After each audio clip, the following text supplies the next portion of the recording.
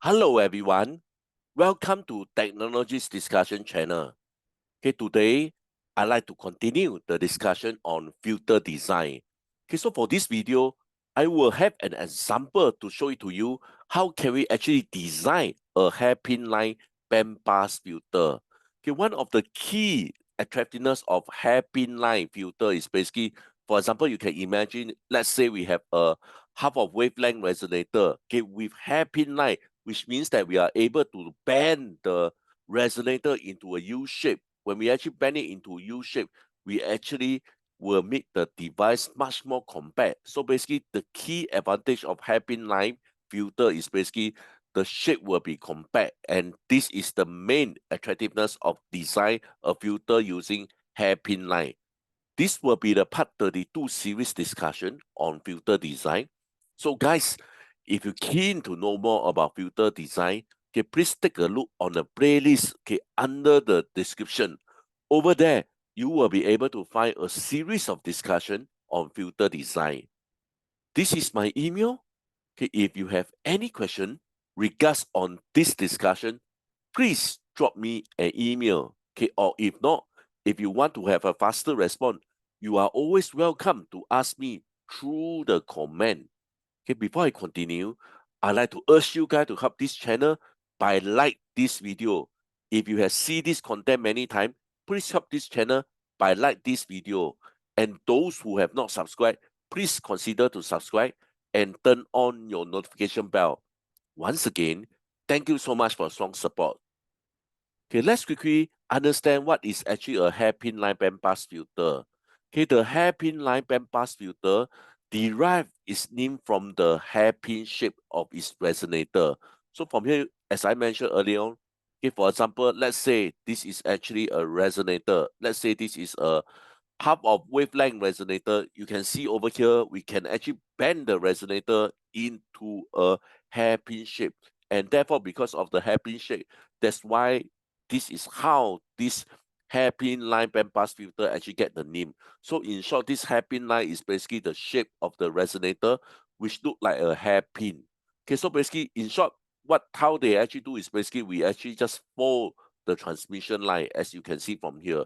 Because of this, okay, this actually made the filter very compact. As I mentioned earlier on, imagine it's a very long resonator. If we are able to fold it into half, which means that we actually utilize half the space. Okay, so this is the key attractiveness of hairpin line filter. It's basically it will be very compact.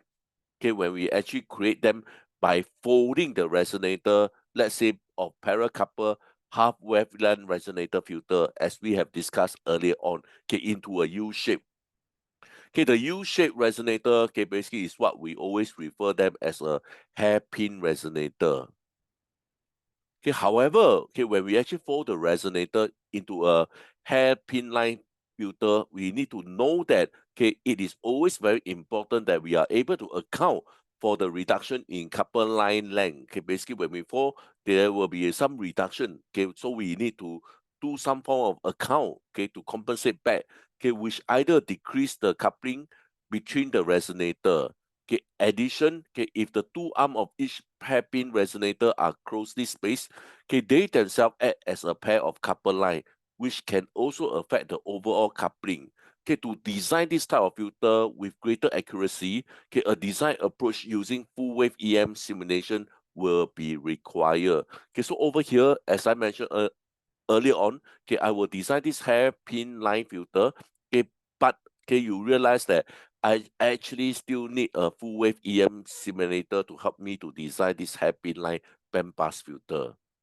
Okay, so basically this diagram here can show a very simple hairpin line bandpass filter. Okay, so basically 1, 2, 3, 4, 5, n equal to 5 for this hairpin line bandpass filter. Okay, so we talk about the characteristics of the hairpin line bandpass filter.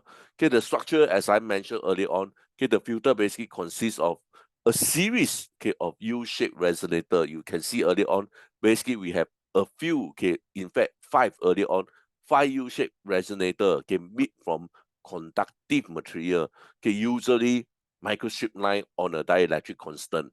Okay, the resonator are arranged in parallel and are coupled to each other. So basically, this is the structure for hairpin-line bandpass filter. We come to the operation. Okay, each U-shaped resonator act as a resonator circuit which allows certain frequency to pass while reject others. Okay, the spacing between the resonator and the size of the hairpin determine the filter characteristics such as the center frequency and bandwidth. Okay, we are going to take a close look over here. Okay, so some of the key parameters of the U-shaped resonator has been so-called predefined. Okay, so this video I'm going to show it to you how can we actually calculate, okay, in order to have the size of this U-shaped resonator. Coming to the advantage, I have emphasized a lot of time on this compact size for this hairpin-line bandpass filter. Okay, the folding of the transmission line into a hairpin shape allowed for a more compact design compared to the traditional straight line resonator, okay, which is particular benefit where space is limited. We talk about high performance. Okay, hairpin line filter can offer sharper cutoff characteristics and lower insertion loss, can make them very effective in filtering out unwanted signal while maintain signal integrity. The ease of fabrication. Okay, so these filters are relatively easy to fabricate using PCB technology. Okay, make them cost effective for mass production. Okay, let's come to the example. Okay, enough of a lot of work. Okay, I guess you have a better idea how does a hairpin line filter actually look like. So let's take a look on this example, okay, to design this hairpin line filter. Okay, for this design example, okay, we are going to design a microstrip hairpin bandpass filter. Is designed to have a fractional bandwidth of 20%. Okay, so this is the fractional bandwidth. Okay, we can convert the 20% to 0.2. Okay, at a mid band of cutoff frequency of 2 GHz. Okay, so this is a bandpass filter, which means that at the center of the bandpass filter, okay, it will be at 2 GHz.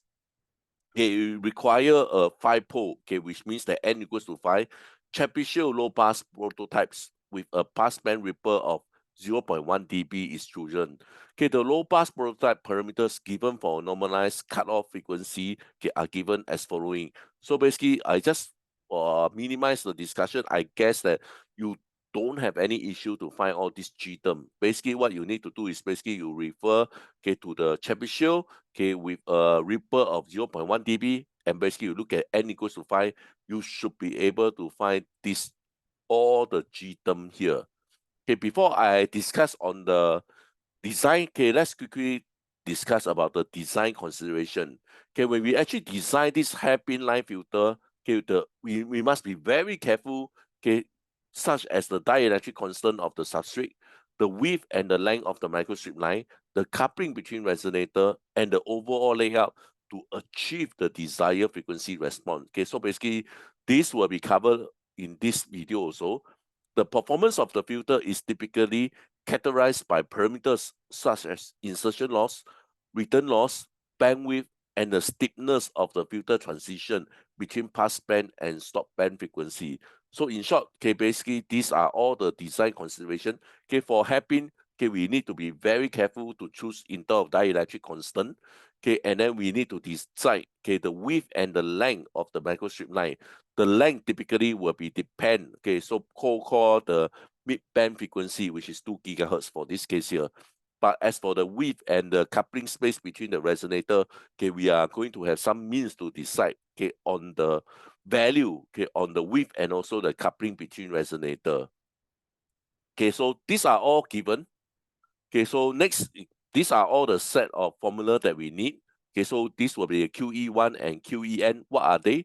Okay, so for QE1 and QEN are the external quality factor of the resonator at the input and output. Okay, so in short, this QE1 and the last stage, which is the QE5, they are only happen at the input and also at the output. So therefore, I only have QE1 and also QE5. Basically, we only have this, and because they are symmetric, okay, so therefore QE1 and QE5, they are the same for this case here. Okay, so next on the MI and then I+1, basically these are the coupling coefficient between the nearby resonator. So over here you can see that this will be M12, this will be M23, this will be M34, this will be M45.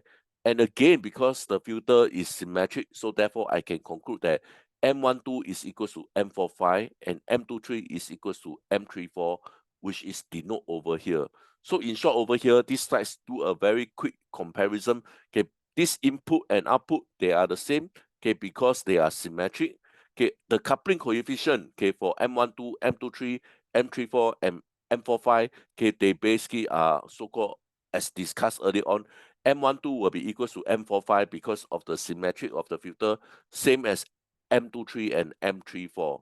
Okay, so now we are ready to calculate, okay, the QE1, QE5, okay, M12 and M23.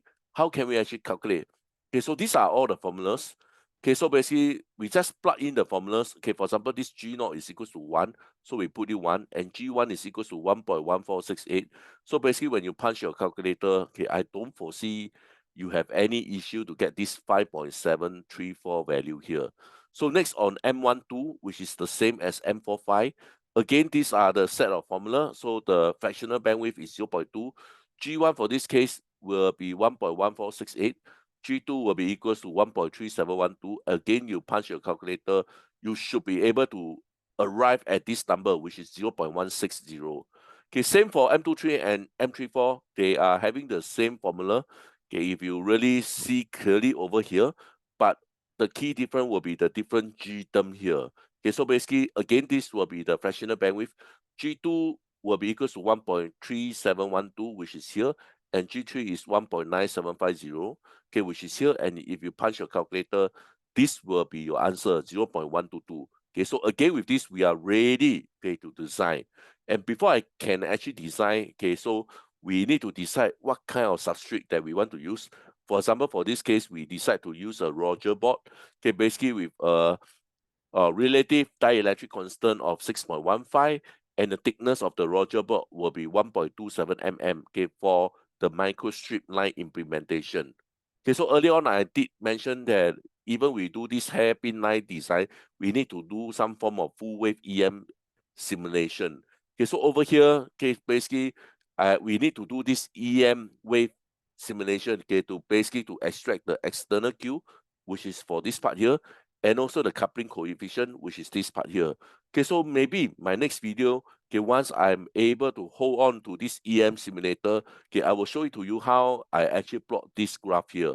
Okay, so basically, in short, okay, basically, we need to have some full wave EM simulator, okay, in order to plot the external Q, okay, with the respect of T. T is actually from here, okay, and what will be the gap, the coupling gap, okay, between the resonator. Okay, so like I mentioned earlier on, hopefully, okay, I will be able to hold on to a EM simulation soon, so that I will be able to show it to you how we actually plot this graph. But at this moment, we just take that we actually successfully plot this, okay, for the design of hairpin line filter design. Okay, so basically this is how we actually design here.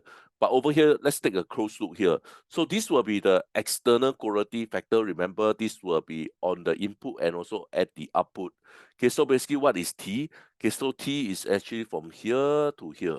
So this will be the T, and then this will be the L. Okay, later on I will discuss what will be the L value.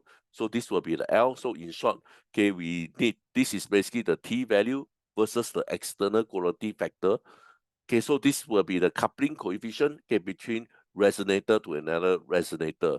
Okay, so basically this will be so-called sandwich. Okay, they are not at the input or the output. They will be so-called the sandwich resonator. Okay, let's take a look how can we actually do this. Okay, so basically the hairpin line, okay, we need to decide what will be the width, what will be the separation between the two arms. So basically we can, for example here, we can arbitrarily decide. For example, we say that the width, okay, for this hairpin resonator, we need to have 1 mm. And the gap between the so-called the two arm, let's say we take it as 2 mm. So basically this is what we have decided. Okay, so basically we decide, okay, to have the line width of 1 mm and a separation of 2 mm between the two arms, okay, which is illustrated over here. So 1 mm for the width of the hairpin line, and then this will be the 2 meter, the 2 mm, sorry, 2 mm for the arm, okay, in between the resonator coupling. Okay, another dimension of the resonator as indicated will be by L. Okay, as I mentioned earlier on, what is actually the value of L? Okay, so basically the L is actually a quarter wavelength with respect to the center frequency. Okay, so basically the cutoff frequency, the center, okay, of the bandpass filter is actually 2 gigahertz. And let's say we do it under the quarter wavelength, okay, the length is about 20.4 mm. So in short, okay, basically the length will be about 20.4 all the way to here. So basically this will be 1 another 2. So basically from here to here, it will be just 2 mm. Okay, so basically the rest will be 18.4 mm. Okay, so let's continue. Okay, the tap line is chosen to have a characteristics that match to a terminating impedance of 50 ohm. Okay, so this part here, okay, because they are going to match at the input, for example, for this case here, then you need to have a characteristic impedance of 50 ohm. And hence, basically with the width, okay, of a characteristic impedance of 50 ohm, the width for the dielectric constant, etc. Okay, we need to ensure that the width will be at 1.85. Once we have the width of 1.85, okay, we actually have a characteristic impedance close to 50 ohm. Okay, so hence the tap line is 1.85 mm wide on the substrate. Okay, so basically in short, over here, okay, I have discussed, for example, okay, the width for the input, for example, for this case, need to be at 1.85 mm because it's going to match to a 50 ohm. Okay, so therefore this section here also must have a characteristic impedance of 50 ohm. Next, I have also discussed this. Okay, so this function here will be on the t term, the t value here. Okay, we actually plot the t value with the external quality factor Q. Okay, as you can see from this graph here. Okay, this graph here actually show also the coupling coefficient. Okay, the spacing, okay, between the resonator, okay, over here, and what will be the coupling coefficient. Okay, so like I mentioned earlier on, all this supposed to be done by EM simulation. Okay, but we just take it at this moment. Okay, so on my next video, okay, I will be able to show it to you how can we actually plot these two graphs. Okay, I hope I will be able to get a hand on my EM simulation soon. Okay, so next, okay, so these are the calculations that I've done earlier on. I'm not sure whether you still remember. Okay, QE1 equals to QE5, which is equals to 5.734. Okay, I'm not sure whether you remember this. So basically, in short, let me quickly do. Okay, so this will be the QE1 and QE5. This will be M12 and M45. This will be M23 and M34. Basically, they are all here. Okay, so we are going to make use of this graph here. So for example, for this case, QE1 and QE5 is equal to 5.734. Okay, so basically, let's assume this is around 5.7. So you draw a line here. So basically, the length is about 7.6 mm. Okay, so in short, this will be 7.6 mm, which means that from here to here need to be at 7.6 mm. Okay, so how can we do this? Okay, so for example, for this case here, this is 1.85. So we divide by 2 is about 0.9.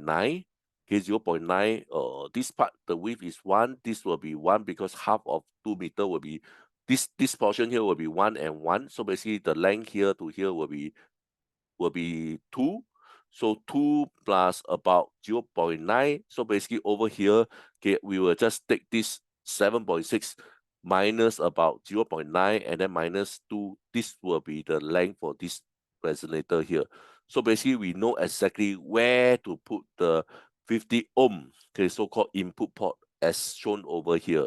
Okay, as for M12 and M45, okay, earlier on we have concluded that it will be around 0.16. So basically with 0.16, we can see that the so-called the slot in between is supposed to be at 0.4 mm.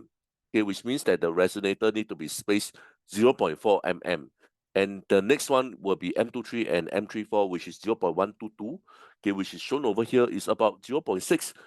Okay, so therefore, is 0.61. Let's take it as 0.6 mm for this case here. So we have the T value, we have the S value.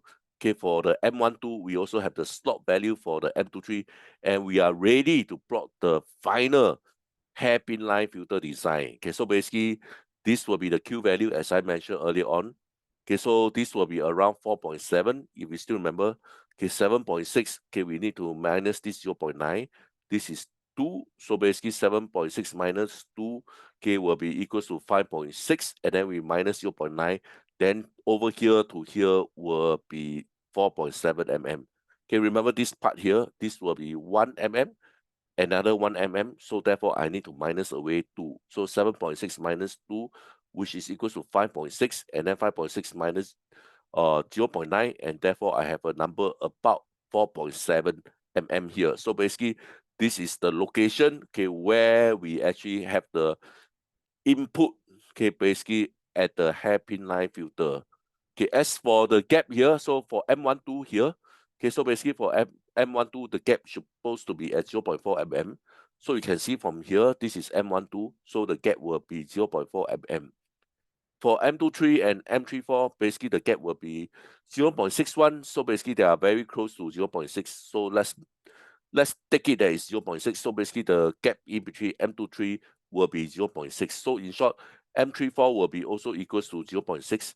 M45 will be 0.4. How we design this QE5 will be copied from this QE1. Okay, so basically with this, okay, I guess I have completely designed the hairpin line filter design. Okay, let's take a look on the simulation result. Okay, so basically this is the simulation result. Remember, okay, we are tasked to design N is equals to 5, a bandpass filter center at 2 GHz. So basically from here, okay, we conclude that we have successfully designed a hairpin line bandpass filter. Okay, so with this, I'd like to end my discussion. Please help to like and subscribe. Once again, thank you so much for your strong support. I hope to see you guys soon. Bye for now. Thank you.